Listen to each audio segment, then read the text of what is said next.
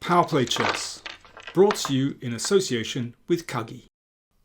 I'm going to show you another splendid attacking game played by Boris Spassky. But before we get into the game, just a quick reminder of my new series or a course of 3 live broadcasts coming up very soon. The first is on Friday the 21st of March. And the theme of the course is the biggest mistakes that amateurs make. So if you want to improve your game, then do join me for those live broadcasts. Now, they're for patrons of the channel only. So if you're not a patron already, then do sign up to patreon.com/PowerPlayChess and book your spot for these broadcasts. Sessions are going to be held over Zoom, so you'll have the chance to ask questions to me directly. So it's going to be fully interactive. I'll be asking lots of questions as well, of course.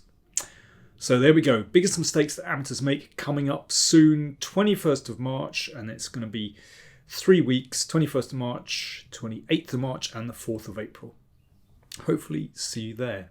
Right, let's get on to this game. So Boris Spassky playing white against Larry Evans from the USA. And this was played in the Olympiad in 1962. So, Spassky was a great classical player. You know, he rarely played anything apart from d4 or e4. You know, he liked to occupy the centre. He liked to play main lines with white. And it paid off well for him. You know, he wanted to occupy the centre and then go for it, basically. So we can see that here. You know, he never shied away from main lines playing white. So it's a King's Indian. And Spassky's favourite method of playing against the King's Indian was the Sämisch variation, f3. So again, very straightforward. You know, he wants to play bishop e3 and queen d2 and prepare an attack on the king side, you know, while occupying this massive centre. So Evans plays c6, bishop e3, a6, queen d2. So Spassky continuing with his normal standard developing moves. I mean, if you've played the Yugoslav attack against the dragon, then you'll understand this formation very well. And then you go for it on the king side with these pawn advances. And that's exactly what he wants to do. Evans plays b5, so he's trying to get his queenside counterplay going. As Spassky just castles into it with queenside castling. The king is, you know, a little bit airy here on the queen side. But Spassky's used to that kind of thing. When he plays the king's gambit, that's often a hallmark of his play, that he's really adept at how he used the king, actually. Didn't mind it wandering over the board to the queen side. Now, the best move here for black is to play queen a5 and continuing to, you know, initiate queenside play before black castles. But Evans took on c4 and just castled. And Spassky sees no reason not to just continue with his kingside attack. But now we can see the reason that Evans has gone for this, taking on c4. He's countering in the middle with d5. Bishop b3 played. And Evans took on e4. Well, if black doesn't play here, then you can see that white can just push on and then advance the h-pawn. So having got the knight out of the way, then the kingside attack is very strong. So Evans takes on e4. Now, I suppose that he was anticipating perhaps pawn takes and then bishop g4, and it's not so easy for white to push that h-pawn forward. But Spassky doesn't bother recapturing. He just goes for it straight away with h5. Now, if that pawn is taken, for example, like this, then white's attack just continues. And this is the standard way of attacking in the Sämisch. Open the H file, take and get the queen in, and you're going to crash through on h7. So what did Evans do? Well, he took another pawn. Spassky exchanges, so this is dangerous. The h-file is open, and look at that beautiful bishop trained on the king as well. And I mean, one could just recapture that pawn on f3, but bishop h6, it's so direct from Spassky. That's what I like about his play. Very often he just doesn't mess around at all. And this is an important moment in the game. It's easy to get this wrong. It's very direct, but you still got to play precisely at some moments. So, for example, queen takes g2, bishop g4, and bishop h5 locks the h-file. I mean, black has chances to defend there. And of course, bishop takes bishop. Well, that's a new queen, and that can defend. Stops, queen h6, for example. So rook h4 played by Spassky. Great move. Knight g4. And bishop takes. Basically, if I come back here, then, something like bishop g4 is just too slow because white breaks in like this and mate next move. So knight g4, that's what Evans is trying to prevent, of course. An exchange on g7. So the knight covers h6 and queen takes g2. So Spassky has given up 2 pawns, but you can see that he's opened up the king side. He's got a threat to take the knight. White's development is really easy. These pieces are just bystanders. So there's a threat, sort of threat to take here. Knight h6 and knight f3. Just develop. Very simple. Attacks the rook, which has to go back. And Spassky just wants to double on the h-file and crash through.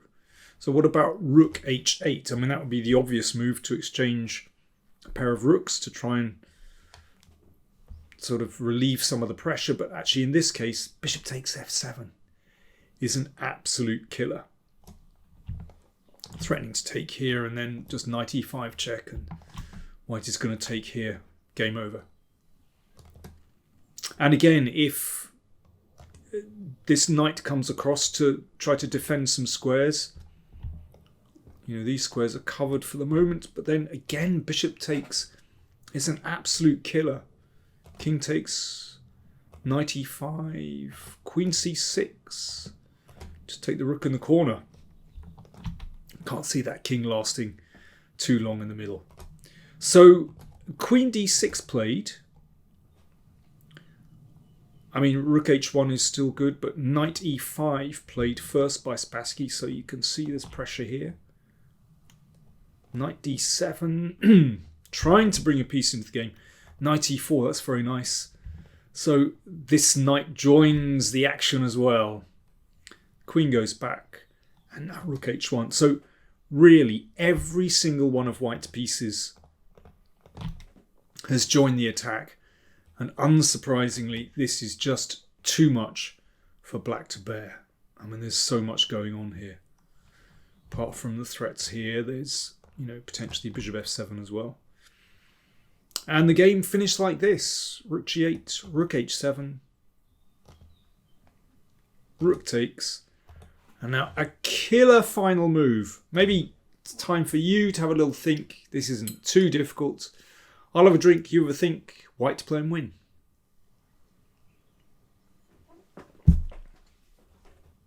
Queen g6. Not too difficult. If rook takes, that one leads to mate. And in the game, knight takes was played. And now, well, there's a couple of ways to mate in two. But Spassky played rook f8. Very neat. Double discovered check. And here Evans resigned because if king takes, then queen takes mate. Supported by the bishop. Checkmate. And if king here, then knight c5, for example, is a nice checkmate. Spassky had a superb record with the Sämisch variation. He won a number of very quick games, but also longer games as well, and playing in more strategic style. I mean, he defeated Tal with the Sämisch. He defeated Korchnoi. He defeated Fischer with the Sämisch in their match in '92.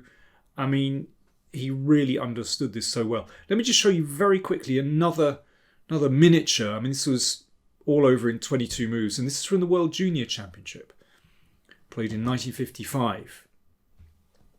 So there we go. We can see the standard bishop e3. See the point of f3 is to prevent knight g4. e5, knight e2 supports this one, and queen d2, knight d7. I should say this is against Van Oosterom, who later on became a very generous benefactor in the world of chess, sponsored lots of tournaments. So there we go. Spassky likes his queenside castling. And this is just too slow. So Spassky closed the centre, pushed the knight away, and then went for it on the kingside with g4. b5, Spassky ignored that. Knight g3. Nice spot for the knight, as we'll see any moment. So you can see that this whole idea of f5 has just been prevented by these moves. And white is ready now for the kingside attack. Pawn takes, there's absolutely no need to recapture. h4, very direct again. So the threat, as we've seen, is to play h5, bishop h6, and open up the h-file. So that's why Van Oosterom played f6. He's hoping perhaps to let the king out. I mean, maybe he was dreaming of playing g5 to close the position, but I mean, look at this. This knight will never emerge. And then, of course, white turns to the other side of the board, which is quite open, and basically black is playing a piece down. So Van Oosterom played queen e7. There was an exchange on g6. Queen h2, not very subtle. You don't even need to play bishop h6 here, which would potentially allow the queen to cover. And now this move is a trademark, well, not just of the Sämisch variation, but the Spanish as well, and well within Spassky's chess-playing vocabulary.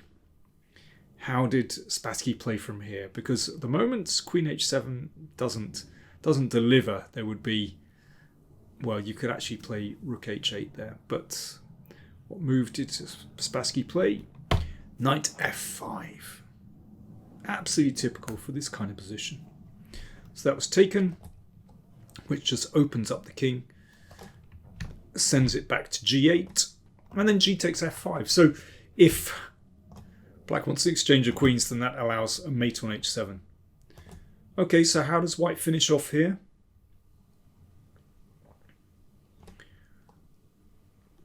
Very simple. Just bring the next rook in. Beautiful stuff. And there's no defense. The game finished. Queen d7, queen h8, mate. Nice. And if the king tries to run, of course, it makes no difference at all. That forces mate as well. So Spassky was in his element when he was playing the Sämisch variation against the King's Indian, and it is such a dangerous weapon, even now actually, although it's gone slightly out of fashion actually. But still, I love the directness of it. Thanks for watching.